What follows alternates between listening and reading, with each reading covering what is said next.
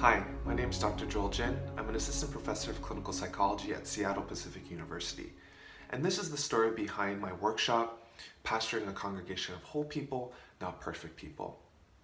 So when I started to practice mindfulness and meditation more daily in my life, it was initially for professional interests. I wanted to research how to do mindfulness-based interventions, and I also wanted to become a better clinician who's spiritually informed.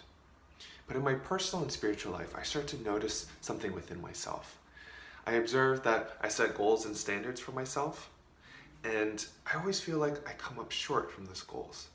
I realized that I'm a perfectionist, and a pretty unhealthy one at that.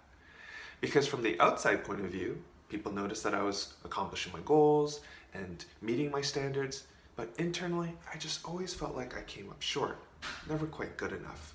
There's this gap between my standards and my actual performance. It affected the way that I was, my being, the way that I thought about myself, the way that I felt about myself, the way that I acted towards myself, and that impacted the way that I treated others as well. And so this is why I want to offer the workshop, Pastoring a Congregation of Whole People, Not Perfect People. In this workshop, I'll teach you about different types of perfectionists. I'll also try to offer you some research-based strategies on how to work with other Asian American Christians who might experience this kind of perfectionism too. Strategies for the pulpit all the way down to pastoral counseling on what it means to work with perfectionism among Asian American Christians.